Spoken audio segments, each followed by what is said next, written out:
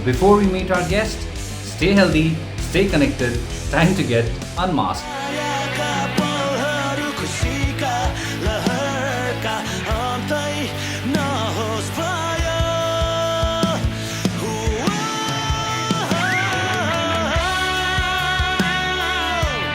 So I've got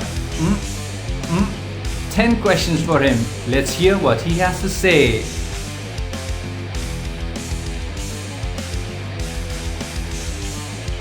The pandemic has been treating me in a very weirdly, creatively well.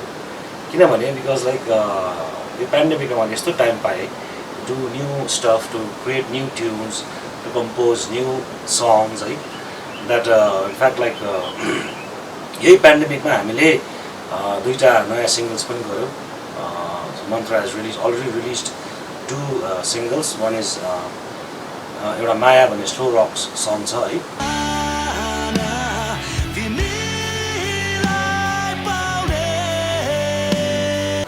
अर्को चाहिँ अलिक folk type को धुन लिएर I tried composing a song and it came out to be a song called नयाँ सपना है.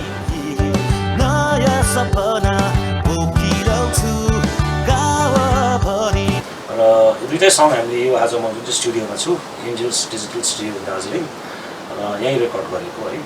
So in fact this pandemic, in this pandemic I have been like very creative and I have found time to do all those things that I have been wanting to do for so many years. Time पाए I have been uniquely and beautifully blessed to be more creative.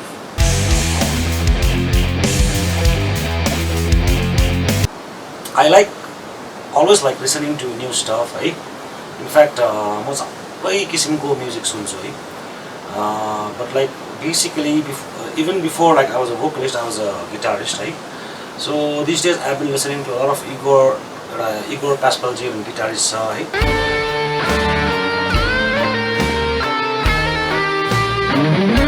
And there are Sano Russian guys, Max Ostro, and he's a very good guitarist. So I've been listening to them. And I've also been listening to a lot of Purano, Nepali, Narayan Gopalko Gitaru Sundesu. I've been listening to a lot of Western classical, Paganini, all this like Chopin, all this stuff. And then I've been listening to a lot of Latin music these days. So sabai kisimko mo githaru sunchu because like I have to like I am very open to all kinds of music. I don't like to just stick to a particular rock genre or metal genre. Sabai kisimko music ma mo open छु. I've been listening to like everything.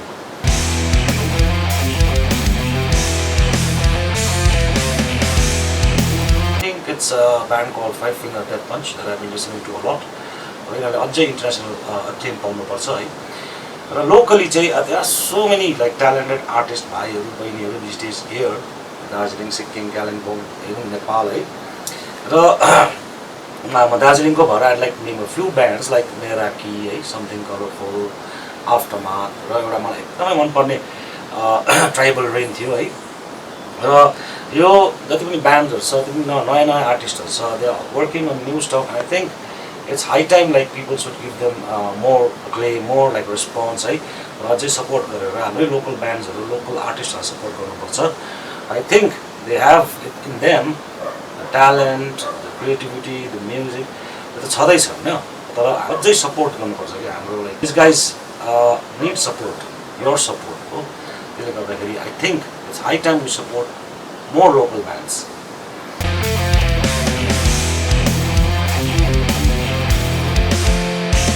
It's a very sensitive question. I would not like to name, but there are many artists with whom I'd like to collaborate. Mantra ta chhadai cha हैन. But as a composer, as a creative person, I would like to collaborate with many guitarists first. Many good drummers.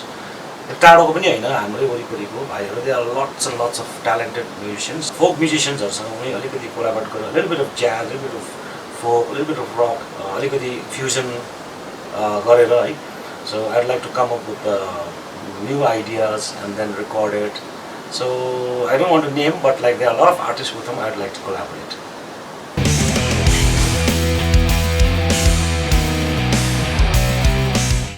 Sole south कोरियामा है हाम्रो concert थियो है हाम्रो concert सकेर एकजना भाइ रहेछ है I think was from Kathmandu he has been Mantra bands fan since like we release Gorkha रक्समा त्यो तिमी बिना भन्ने सङ त्यो टाइमदेखिको फ्यान रहेछ र he was a footballer and like he came back स्टेजमा भेट्न है यति साह्रो मलाई देखेर यति साह्रो he was so like excited and so like र उसले आफ्नो त्यो एउटा के अरे लगाएको माला र he shed it was his lucky like necklace है त्यो चाहिँ मलाई लगाएर बिचराले मलाई यसरी दियो क्या तपाईँले यही नै लाउनुपर्छ यो चाहिँ एकदम you deserve it because you have been in the light of my life I am so excited to meet you भनेर चाहिँ मलाई यसरी त्यो माला लगाइदिएँ क्या अन्त द्याट रियली टस्ट मी अर्को चाहिँ साउथ कोरियामै हो एकजना भाइ आयो र भाइ आएर मलाई गिमिया सम त्यो एउटा यत्रोपट्टि बक्स जस्तो सानो बक्स जस्तो त्यो प्याक गरिकन दियो मलाई क्या अनि दिएर मैले लाइक त्यो भाइले भने दाइले यो चाहिँ please only open just when you rich the hotel भनेर भने होइन ठिकै छ नि त भनेर मैले पनि त्यो I just carried to hotel अन्त त्यो भाइले मलाई के भनेको थिएन बट यो चाहिँ मैले दिएको होइन यो चाहिँ एकजनाले दिएको and she has been your secret admirer for years भनेर र मैले चाहिँ अब त्यो के हो भनेर हेरेँ होइन हेर्दाखेरि चाहिँ it was a very expensive watch है र मैले भाइलाई सोधेँ भने नेक्स्ट डे भाइ कसले चाहिँ दिएको प्लिज भन्दैन I want to meet her at least like do something for her because she gifted me a very expensive watch भनेर चाहिँ होइन दाइ like she wants to like remain anonymous ठिकै छ I have to respect that also and another memorable thing is यो चाहिँ मैले गरेको धरानमा हाम्रो कन्सर्ट थियो होइन धरान कन्सर्ट सकेपछि चाहिँ के भयो भन्दाखेरि lots of like fans outside waiting for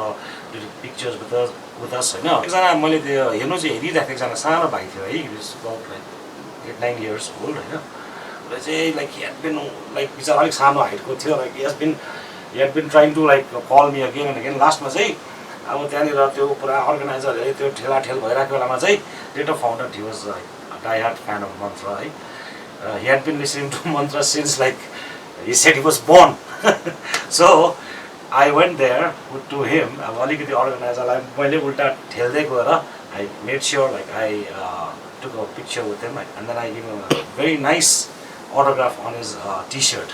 This is a very memorable thing fans have done for me. I have done for fans.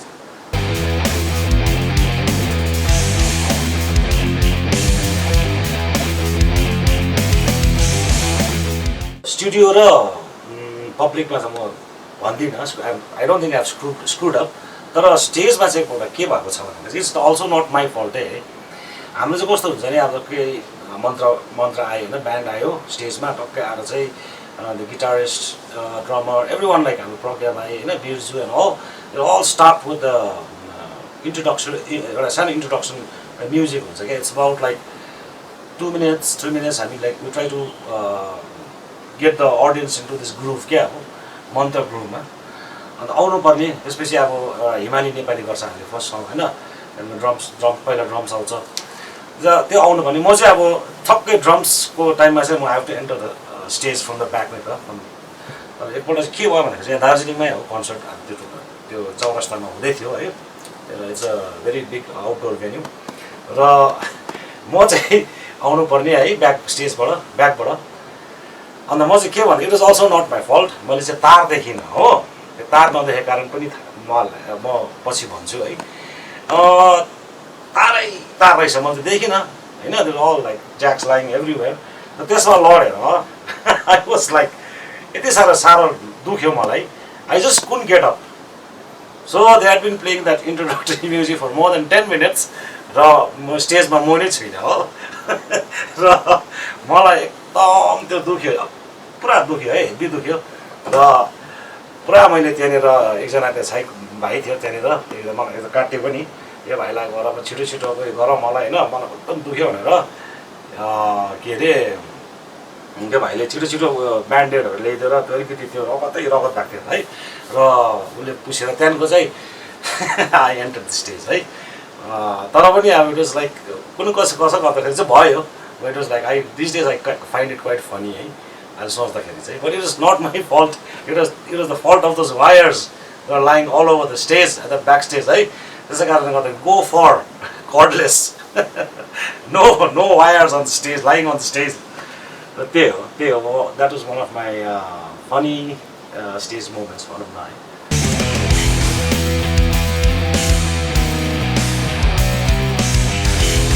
I want to lose weight है exercise पनि गरे भने पनि दिनभरिमा हैन दिनमा गरे पनि I have this very bad habit of like eating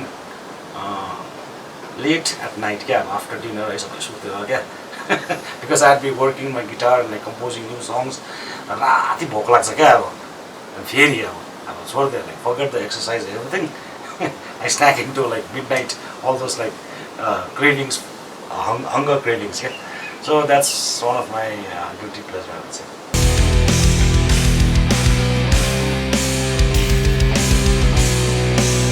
I grew up listening a lot to Narayan Gopal, Suresh Kumar and all these like very big artists right? They have a lot of influence on me. I'm Gopal Yonjan, Sarga Gopal Yonjan School ma I used to listen to a lot of Dream Theater, Deep Purple, Ozzy Osbourne र मलाई मेरो basic influence त्यही हो like John Bon Jovi, James Labrie, Whitesnake, White Lion, Eric Martin, Mr. Big Go. So these guys are basically my inspiration as a vocalist, but as a musician, Ingebeji Amidst, Joe Satriani, these people have a lot of influence on me.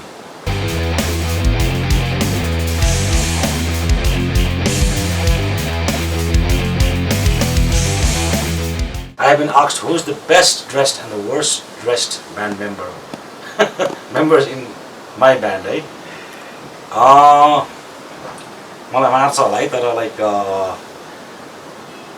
the worst dressed I would say is हाम्रो drummer Birju and I think the best dressed is of course the cool and always cool हाम्रो Pravas, our bassist.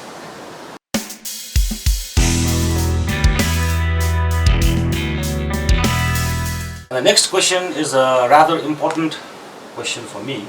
It says, what would you like to be remembered as? मलाई कसरी मान्छेले पछिसम्म सम्झोस् भन्दाखेरि चाहिँ I would like to be remembered as a guy who not only sang सधैँ सधैँ and Veer Gorkhali but a lot of other songs as well. Because I make sure that I sing a lot of songs about very important social issues.